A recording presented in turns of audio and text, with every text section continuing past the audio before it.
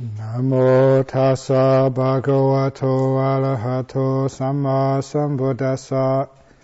Namo tassa bhagavato arahato samma sambuddhassa.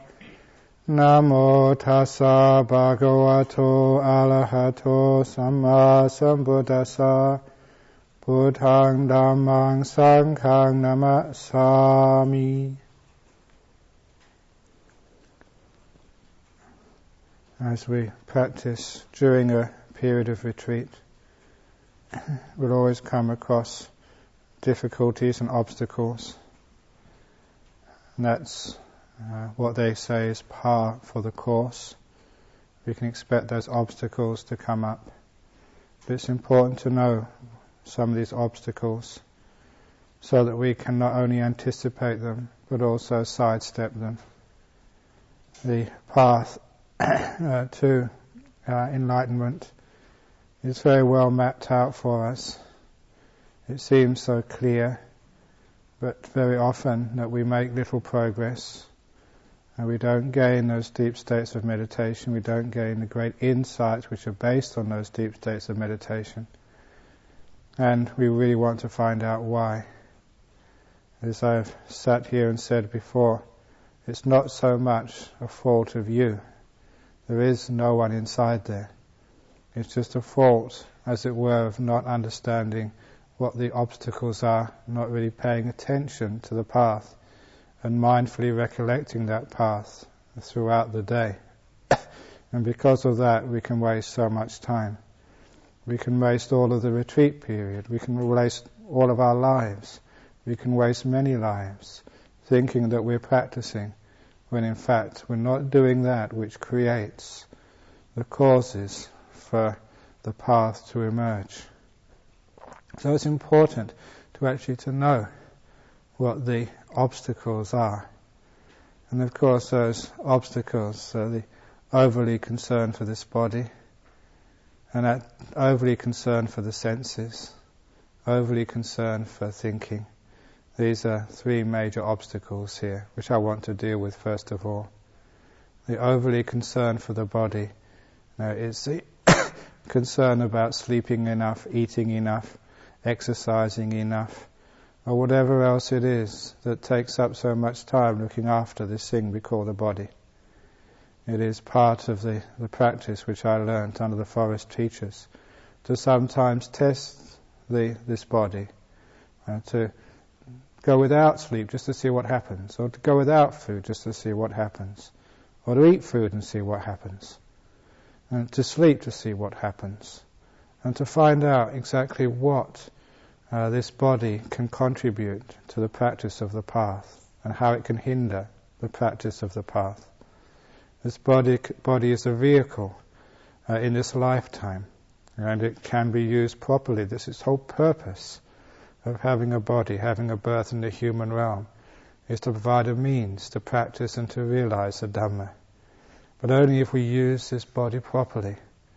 And to be able to use this body properly, we should always remember the middle way, and not to overindulge the body, nor to torture the body, to find out that middle way. And how can one really define that middle way?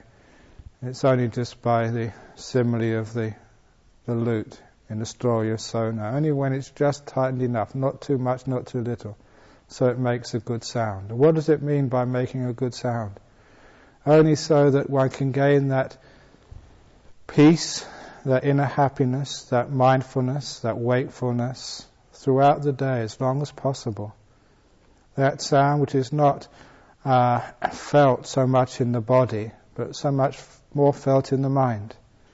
A mind which is not so concerned with the demands of the body. If you ignore those demands too much, then those demands increase. If you indulge those demands, the demands increase. But if you find just that right balance, the demands of the body are not that much at all. But one has to be careful, because this body can demand even more than just comfort. This body seeking for comfort, can make all sorts of plans about how to improve your heart, and how to improve the roads which cover this body. or with how to get new shoes for the feet, or with how to get a new chair, or how to get a new heater, or how to get a new whatever. And really, just what are all these external possessions and things really about? One should realize that the more things that one seeks for in the world, the more obstacles one is seeking for. I've just had the great misfortune to have a birthday, and people have loaded me with all these things, like cards and presents, and now I've got to find the next couple of days ways of giving these things away. Ways of sort of getting rid of them, to try and empty my hut out. It seems the more I try to empty the hut out, the more things actually come into it. And I have to empty it out again, and then more things come in. That seems to be my life as a senior monk. But I can understand why, as a senior monk, that happens. But as a junior monk, as an anagarika, just to see how empty one can make one's surrounding area. When I was a teacher, they said that you should develop this aura of authority. Like imagine sort of an area around you about 2 or 3 meters, and that's your authority area. So when any child comes in there, they feel that you're in charge and in control. That was how I was taught as a teacher. In the Dharma, you're taught to have this aura of emptiness around you, stretching even more than 2 meters. So whatever's outside you, you don't own. And then if you do go into a crowded office, or a crowded kuti, or a crowded dana hall, or if you go into on arms round when there's all these people around you, especially when it's like a birthday celebration, to develop that aura of emptiness around you. All these things, they don't concern me, nothing to do with me, not mine, not me. And if you can develop that sense of emptiness around there, what you're doing is letting go of the stickiness of the material world. There's many ways of overcoming that stickiness of the material world, of overcoming concern of the body. You can, if you wish, to do the body contemplations. You can also do these other contemplations as well. In my life as a monk, I've found these other contemplations work. That's why I always teach these. By teaching such contemplations as like the emptiness perception, and doing such contemplations as not me, not mine perception. Just the concerns which are beyond this physical body of mine, other people's bodies, other people's things, your body, your things, your concerns. You can let go of these very easily. They're not mine. In the same way that you can disentangle yourself with this physical body. This physical body, it's so clear. I mean, for so many years that this is not mine.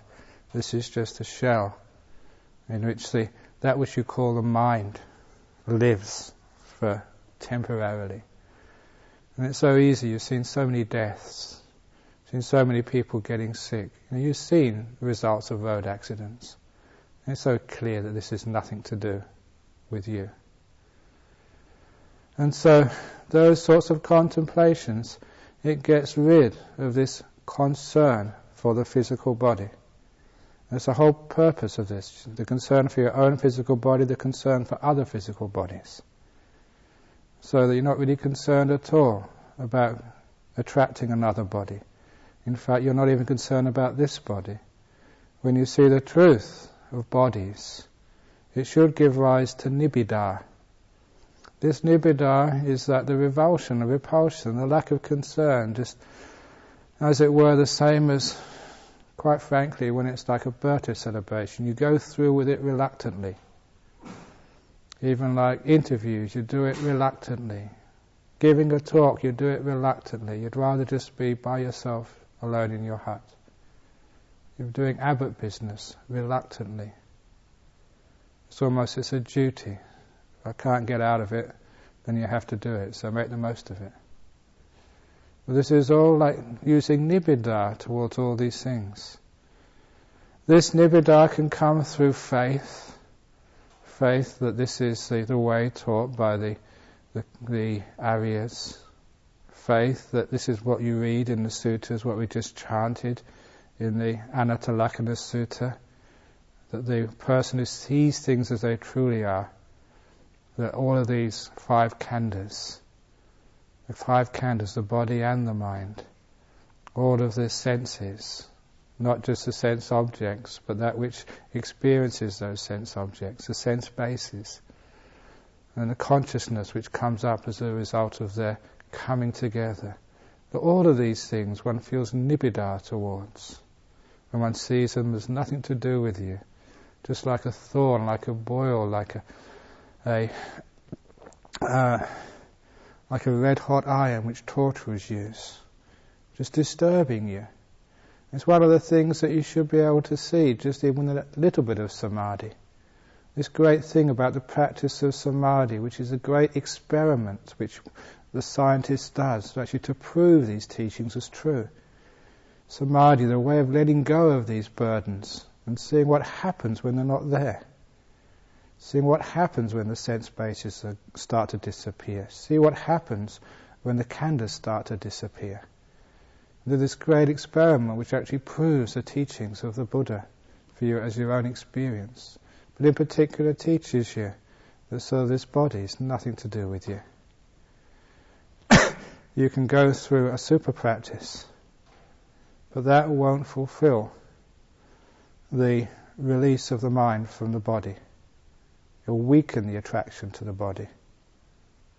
I've known many monks who have done a super practice for many years and met a woman, fallen in love, disrobed and got married. It's my experience. There's need to be more than that if you really wish to firm the commitment to monastic life and to reach the truth, which weakens the attachment to the body. But to fully get past that body, one has to know what is beyond the body. This is where jhanas provide the material, provide the experience which let you fully know sort of that this body has nothing to do with the self. Theory and faith can give you a great push along the way, but the insight, the wisdom, is what is necessary. Because when the body disappears, when it goes, when it explodes, when it fades away, however it disappears, and that's what happens, which eventually gives rise to the jhanas. The jhanas are stages where the mind has been released from the body. That's why the Buddha called them vimokas. Anyone who knows Pali will know that that's like the state of freedom, release, liberation, I think is the term which Bhikkhu Bodhi uses. And he's a very wonderful translator. And that liberation from what? It's not liberation from suffering yet. That's the experience of Maggapala. It's a liberation from the body and the 5 senses. And when one sees that liberation from this body is possible, and what it's like, then one can overcome this great hindrance and obstacle of body, which is one of the reasons why I and many other monks would teach all of this, whichever way we can, to try and urge, encourage, sometimes even to trick a person into getting samadhi, in whichever way, so that one can see these experiences for oneself. One of the other obstacles which comes up, which I'm running ahead of myself, is the obstacle of thought. As every teacher says, these experiences which you have, you can describe them. You can describe them for hours, for years, write about them, describe them, but the actual experience itself, when you actually get there, will always be different. So all conjecture, all speculation, all argument about what is a jhana and what's at the other side is so much of a waste of time. The only thing you can do is inspire a person by descriptions. You can't tell them what it's like. You can give them some clues on how to get there, but everyone has to go inside that door themselves. Using a simile of Ajahn Brahm, that you can not describe in words the sweetness of an apple, Not even a poet can do that. You just have to give a person an apple and say, bite. And let that experience show them the truth. And so much obstacle in monastic life comes from thinking too much, when it's not the right time yet to think. Having views, having arguments, having discussions about things which basically it's not the right time to discuss yet. Samadhi first, then comes wisdom. So the obstacle of the body is something which we need to overcome, and with that obstacle is the obstacle of the five senses, which you've heard me say before. These five senses are so intricately entwined in this body that you can say the body is the five senses. The five senses are the body. The two go together so strongly and powerfully. Which it might be one of the reasons why that there are different contemplations which lead to the same thing. You can be one who contemplates the senses, the six sense bases, or you can be one who contemplates the five khandhas. You can have all these different paths which are coming to the same point of gaining samadhi, and then seeing things as they truly are. Throughout the teachings of the Buddha, and throughout the experiences of the Ajahn, one finds a common thread of starting a process which, once it gets underway, is irreversible. And the meditator, when it gets to a certain point, is just the observer of this whole process which happens. And it's just getting to that point to start this process off. You've heard that process from me so many times, you've read it in the book. From piti comes passaddhi, from passaddhi comes sukha, from sukha comes samadhi, samadhi comes yatha bodhinyana dasana, yatha bodhinyana dasana comes nibbida, from nibbida viraga, from viraga nirodha. This is the way, from that vimutti. This is actually the way which is described. For those of you who don't know those Pali terms, you should do by now, I've mentioned them so often. Piti is this what's usually called rapture. Passaddhi is the tranquility of body and mind, which leads to the inner happiness called sukha, which leads to samadhi, which means jhana, which leads to seeing things as they truly are, which means insight, which leads to nibbida, this repulsion, which leads to things disappearing, fading away, which leads to the freedom, nirodha, nibbana. This is a path. It's a natural cause and effect process which happens. It's just getting to that point to start it off, and then it all just happens. And one is just a witness there. So by developing even just the contemplation of the senses, all this body, and that which sees the body, and which sees the other things in the world. And just to see just how that is just so uncertain and unpredictable. You can see one person one day think they're beautiful, see someone on the other day think they're ugly. You can hear someone teach one day, think they're inspiring, hear them teach the next day, think they're just a fool. You can hear praise, you can hear blame through the sense of sound. What is it? Just sound, that's all. Don't make a big thing about it. What do you expect with sound? Praise and blame come all the time, even with the Buddha. In my position, because as they say in the English language, you put your head on the chopping block when you stand up as a teacher and take responsibility. You're standing up here and say, hey, you guys, criticize me. You get praise, you get blame. And that's par for the course. Seeing that with Ajahn Chah, you read that about the Buddha, with all the Ajahns, with everybody. And so how do you deal with that? It's just praise and blame, that's all. Just the sounds which you hear.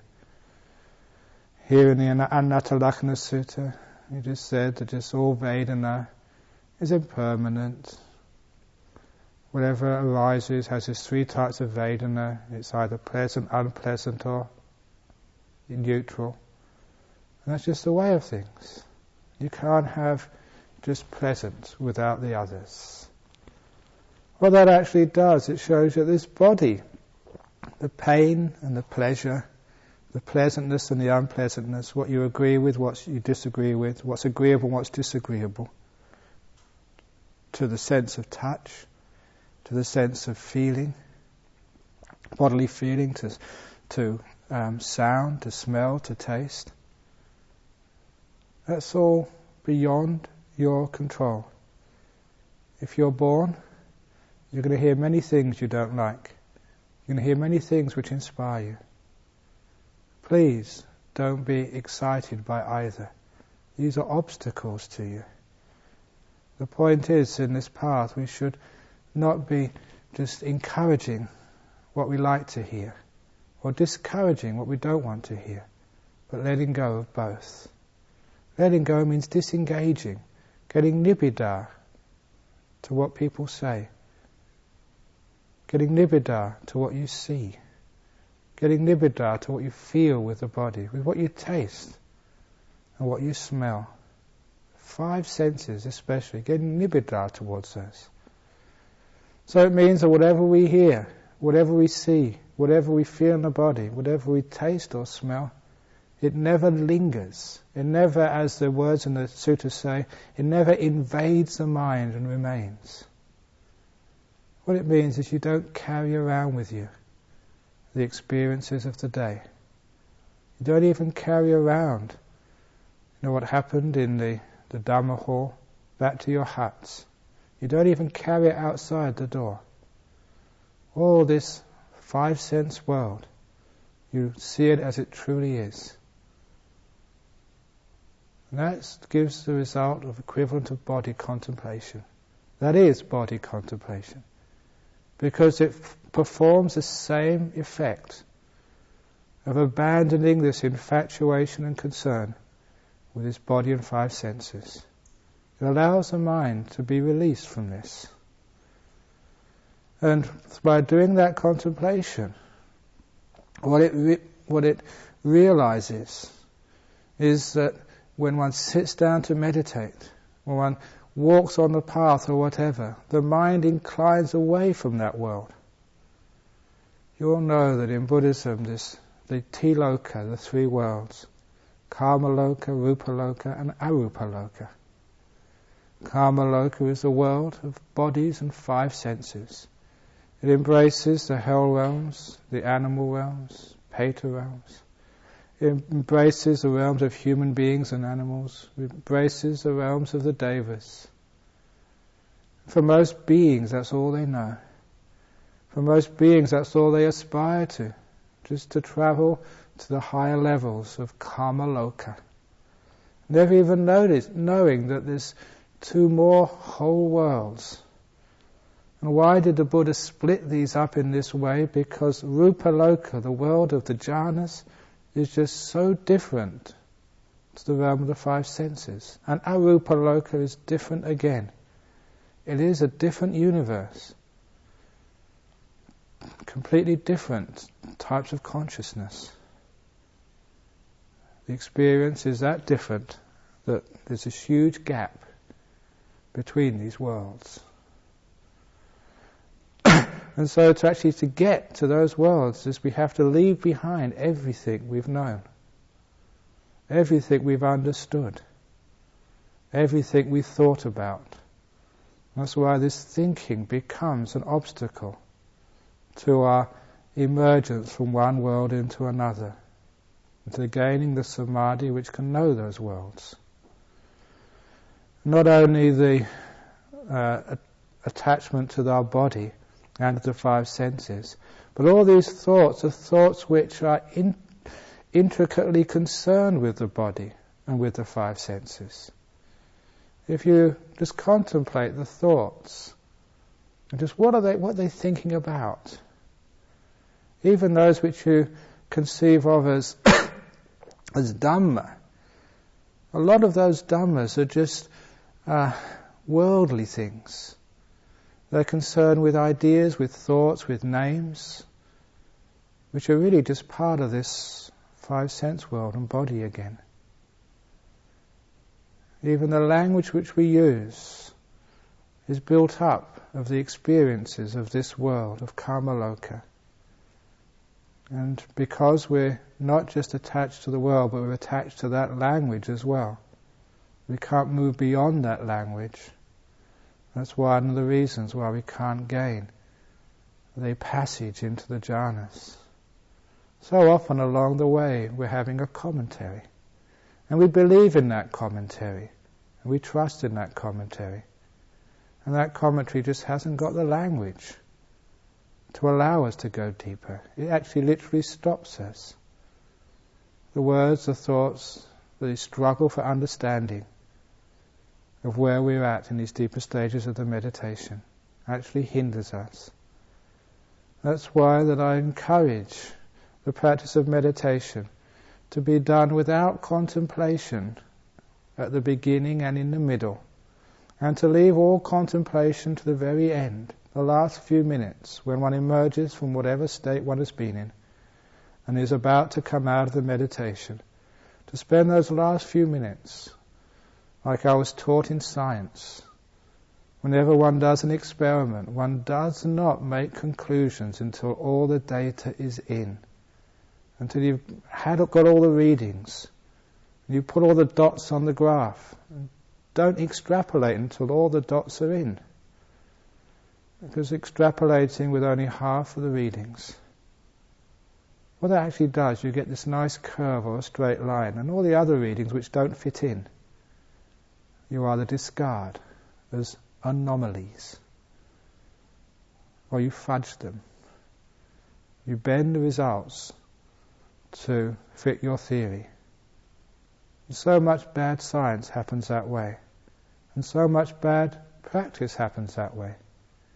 Fitting the experiences to the theory, rather than be willing to abandon all your theories. You do need to abandon so much. And that's why this practice of samadhi is just so powerful, because it requires you to abandon. It tests your willingness to abandon. It tests your skill in letting go. And no matter what one believes of, no matter what your standpoint, what your view, everyone should at least agree on this much, that the path includes jhanas. And the only reason why a person cannot get into a jhana is a defilement of the mind, is a craving, is an upadana, is not seeing clearly. It's an asava, it's a doing, it's a wrong view. So whatever is the reason, one knows that if one cannot get into jhanas, there must be a problem there. So the passage into jhanas is a test for you, a test of what's really true and what's really false, not through thinking, but through practice, what actually works. And so as we go through these practices, we can do body contemplation, we can do sense contemplation, we can contemplate the thoughts and to see that they are again just a more refined way of being attached to this world, because that's all the thoughts are. They're made up of language which is made up of old experiences of the five senses and the body. And it holds us down. So when we can contemplate these things and see them for what they are, we should be able to get nibbida towards those three things, towards the body, towards the five senses, and towards thought. If it truly is nibbida, as that whole process says, the next stage should be viraga. And viraga not just means dispassion. You couldn't call it dispassion, because whatever you lose passion for just disappears. If you lose passion for a particular type of food, you don't put it in your bowl anymore. If you lose passion for music, you don't listen to it anymore. If you lose your passion for the monastic life, you disrobe. Dispassion is another way of fading away, which is my preferred translation for that word. When you have dispassion towards the body, when you have dispassion towards the five senses, when you have dispassion towards thoughts, which is basically made up, they're almost like echoes, reverberations of the five senses in the body. When you have dispassion towards those things, they tend to disappear. The body spends more time being absent from your consciousness, so you can be with your meditation object. The five senses tend to disappear because you're not interested in them so much. You're not looking out so much. You're not listening so much. You're not smelling, tasting. You're not even feeling the body so much. Body can look after the body. Nose can look after the nose. Tongue can look after the tongue. Ear can look after the ear. Eyes can look after the eyes. Mind disengages. And as these things fade away, they fade away in ordinary life. It means one's concern for the things around you starts to dissipate. You're not so concerned with the buildings. You're not so concerned with whether you're in Australia or Thailand or New Zealand or whatever. That's just the world outside. That's part of the body. You're not concerned with other people, not even concerned with the other monks unless it's your duty. So you're not having a fault-finding mind to all this world outside of you. Why have a fault-finding mind to other monks, to the food, to the huts, to the sky? Why have a fault-finding mind when that's got nothing to do with you? When you know that it's just perception will see those faults. It's nature not to be right. This is dukkha. What do you expect? Fault-finding mind, just looking for the faults and things. You know there's faults there. You don't need to go looking for them. Because the faults means that you can never find perfection, you can never find permanent happiness in the world of the body, or in the world of the five senses, nor in the world of thought. So all that fault-finding mind, if I see someone and a fault comes up, I just abandon it. Got nibbida to all that. How long? Remember in the early years as a monk, you went looking at other monks, and that's a bad monk, that does this, he's not right and that. After a while you get so much nibbida to all this critical thinking and critical talk about this monk and other monks. You get nibbida towards it, so it just fades away. Another monk, whatever he does or teaches, that's his business. Except that if they're my disciple, I just got to try my best. I do my duty. Whether they respond or not, that's their problem. I've done my duty. So just detach.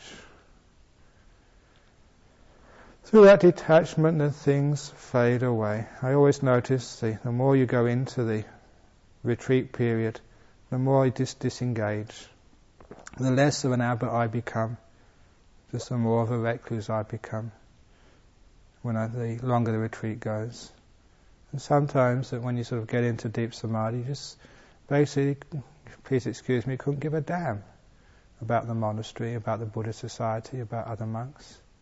Everything disappears, fades away. And basically that's where you let go of the world of the five senses, the world of the body, all that world of thought around that. Things disappear. When you're watching the breath, everything else disappears. Breath meditation is easy. Why? Because there's nothing else disturbing you. Fed up with all of that. You're not thinking about the conversation which you had a few moments ago. You're not thinking about the food, especially when you're on retreat, what you got in your bowl, what you didn't get in your bowl. You're not thinking about the weather. You're not thinking about the pain, the earache or the toothache or any other ache. It's just body business. You're not thinking about the sounds, the heat, the cold. You're not thinking about the time, whether it's time to go to bed or time to get up. Just don't think about those things. That's all worldly business. So you just watch the breath, and these other concerns don't come and disturb you. And the thoughts about what you're supposed to be doing. Too many people have commentaries while they're meditating. What does this mean? What should I do next? What should I do? Should I do it this way? Should I do it that way? What did this teacher say? He's right, the other person's wrong, blah, blah, blah, blah, blah. all those thoughts which go in the mind, just watch the breath. Keep it simple, dummy, as they say. Don't do it too much. Just watch the breath. And I can guarantee if that's all you do, just watch the breath and nothing else. Don't think, don't force. Just watch the breath in the moment, follow the instructions, and the breath becomes very still and very beautiful. It's the nature of these things. That beauty is like piti coming up, if you like, tranquility coming up, sukha coming up. You're starting the process. Just something which happens, that's all. Once you start getting into the beautiful breath, just leave it alone. Don't do anything. Don't go thinking. Don't go analysing. Allow the process to happen. Press the letting go button.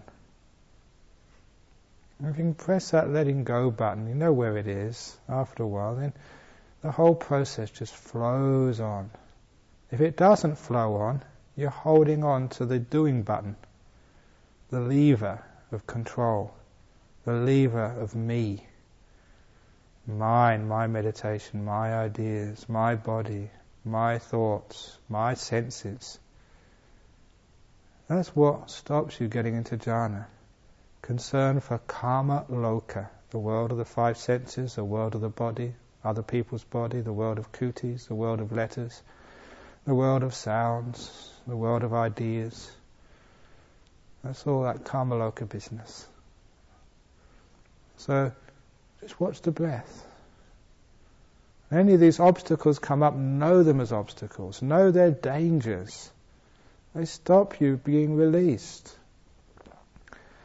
Eventually, if you don't know the dangers now, when you've been a monk a long time, how much time do you waste on all this? How much time do you waste on this body? How much time do you waste on these five senses? Worrying and complaining about sight, sound, smells, tastes and touches. Being concerned with them, spending hours, days, lifetimes, trying to get a nice taste, a nice touch, trying to get to hear what you just really want to hear. All this striving for that world, where has it ever got you? Just completely abandon that world. See its danger. Remember, some of the dangers there can be very tricky. They're sort of con artists. They can dress themselves up as Dhamma. And you think that this is Dhamma, I should follow this is important. But be careful there, because that's Mara's last trick. Whatever comes up, if it's fault finding, if it's not allowing you to let go, and it's not allowing you to be released, say, Mara, I know you. See if you can see through that. And if you can just say, Mara, I know you, if you really see it, then you just go back to the breath. End of problem. And allow the process to happen. And that process happens. And it's amazing that it will happen for each one of you sooner or later. And you find out that it was always there, possible. It's always you were holding it back. You were the problem. The me, the mind, the doer, the thinker, the controller, the arguer, the fault finder, the builder, whatever else it is you do, stop it. And just one experience of that, and a bit of reflection afterwards, and actually seeing just why the process happens, why it is a natural process once you get out of the way, will give you not only the greater opportunity to go through that process again, but also give you huge insights. And these are insights which are based on experience, not just thought. So not just based on somebody else's Dhamma, what you read from other Kuba Ajahns, or what you hear from me, or what you read in the suttas. It's just well known that when you hear a talk from someone else, you filter. You hear what you want to hear. What you don't want to hear, you just blocks off. Sometimes it doesn't even go to the consciousness. when you see what you don't want to see. You don't even recognize it, doesn't register. That's why that old story at Ajahn Chah's funeral. And all the monks were, obviously one of the things they talked about was what Ajahn Chah taught. And every monk started arguing about what Ajahn Chah taught. And it was actually quite fascinating to see that. And it was actually Ajahn Chakra who actually put his finger on the button, hit the nail on the head, when he said, yeah, just everyone has got their own Ajahn Chah.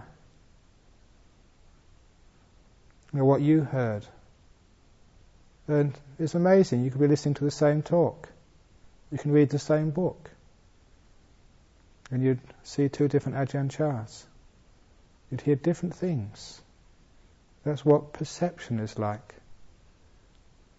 And this is one of the beautiful things which I found out in the teachings of the Buddha. Vipalasas, fantastic teachings, shows that what you even sense has already been bent by the defilements.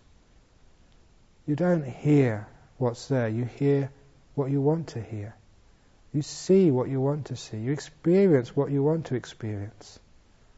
Of all of the possibilities there, you actually seek out what conforms to your views, to your cravings, to your desires, to your predilections, to justify your views, your emotions. When I first saw that, it was just mind-blowing. And also just so frightening. How could you trust what you saw? How could you trust what you heard? How could you trust what you read? How could you trust what you taste, smelled? How can you trust what you felt in the body? Point was, you couldn't. Can't trust any of that. Even what you saw in the mind, what the mind thought. You couldn't even trust that. Because you couldn't see the hidden hand of defilements working. That's what delusion is. That's avijja, moha. Everyone thinks that they're right. Because you can't see the vipalasas working. That's why there's arguments in the world. It's called conceit. The only way past those vipalasas is actually through jhanas. Only through the jhanas there's a vipalasas which are based on the hindrances, on the defilements, on desire and ill will and views and all that. It's only when those things are temporarily overcome, when all desires, when all fears, when all views are temporarily gone, after jhanas. After jhanas you've got no views, you've got no desires, you've got no ill will, you've got no fear. The power which those states which give you fearlessness. I remember even my teacher, my Upajjhaya, Somdet Buddhajan. I was just talking to him once, and I was talking about meditation, and he told me that when he was a young monk, before he became sort of an administrator, so he practiced meditation. In the south of Thailand, there was this one monk who was very famous in the area. This was maybe 50 years ago. Who taught him meditation. He actually was sitting in, I think it was a charnel ground, he was saying. And when he came out of his meditation, he opened his eyes, he felt something cold on his lap. It was a big snake. And he said the amazing thing was that this is what he told me, that when he opened his eyes and he saw this snake and realizing it was very venomous, he never felt any fear at all. He felt just so peaceful. It was just one of the results of samadhi, just fearlessness. And that fearlessness is not just towards wild animals. It's a fearlessness basically because you've given up concern for the body, and that lack of concern for the body remains for a long time. Lack of concern for other people's bodies. Because of that fearlessness there and the lack of desire, that's the opportunity where you can see what you don't want to see. We can experience what you never expected to experience, where the denial mechanisms of the mind are not working, where all the defilements are temporarily subdued. There you have a chance to see. There you have a chance to look beyond. It's at that point where wisdom arises. Not through thinking, not through speculating, not even through listening or through reading. Those things just help get you to that point.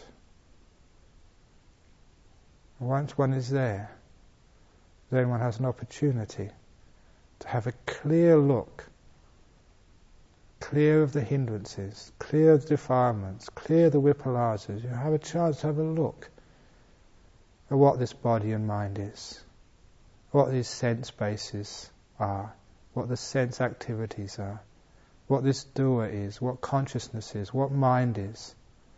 It's only at that point, just the quietness, the clarity, the power which is there after jhanas. That's where all these arguments end. That's where all of the insights arise. That's where freedom comes from. And the point is that those people who are free, there's a sense of release and lightness for them. No matter what they say, it's just their freedom, the lack of craving, the lack of ill will, the lack of problems. People want to find a meaning of this life. They want to find a way out of suffering from this life. They want to have an ending to death. And we're always looking for people who can guide us on the way. So the result of actually seeing the Dhamma is the release of the mind, the release of the body, the release of everything, the letting go, the liberation. So please test out the monks you know, the teachers you know. Test them out to see if there is that release there. If you see the monk getting angry, if you see the monk having craving, doesn't matter what their reputation is. Doesn't matter if they say they're enlightened or they say they're this or say they're that. Enlightened monks or nuns do not get angry. Dosa is a defilement. They have no craving. So test yourself out as well. Have a bit of humility as well. If one hasn't got to the jhanas yet, and don't think one knows. Keep all these opinions, ideas on the back burner. And just leave them there and see what happens when you get to the state beyond jhanas. So this is what one needs to do in this practice, to avoid the obstacles. This is not a place for debating. It's not a place for filling the mind up with too much knowledge. Just have sufficient knowledge of what to do. So the path is very clear. It is the Eightfold Path. And it culminates in samadhi, in jhanas, which leads to the 9th and the 10th factors of the path in the Anguttara. Sama vimutti, pure right liberation, freedom. And sama vimutti jnana, the knowledge that it's liberated. The two, as it were, last factors of the Eightfold Path. The Eightfold is a path. The 9th and 10th are the results. So please actually follow this path. Make samadhi in this monastery the main thing.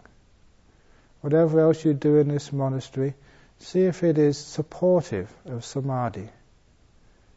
If it is supportive of samadhi, follow it. If it is hindering it, then leave it alone for a while. And so that the samadhi can grow and grow and grow and grow and grow. Find out what the obstacles are. Why it is that the path doesn't happen. What are you doing there? What are you lingering on? And if it is on the body, if it is on the five senses, if it is on the thoughts, just contemplate those in whichever way you wish. But contemplate those for the whole purpose of freeing the mind from those things, freeing all concern from those things. And know that your contemplation, your practice is working by how these things don't bother you so much. When these things stop bothering you, and the path towards jhanas is clear. So please liberate yourself from these obstacles. And may you all attain jhana in this retreat. You all have the ability to do so, so stop messing around and see if you can get the jhanas and the liberations which come from it. So don't linger on this side of jhanas. Something to be done, please do it. That's the talk for this evening.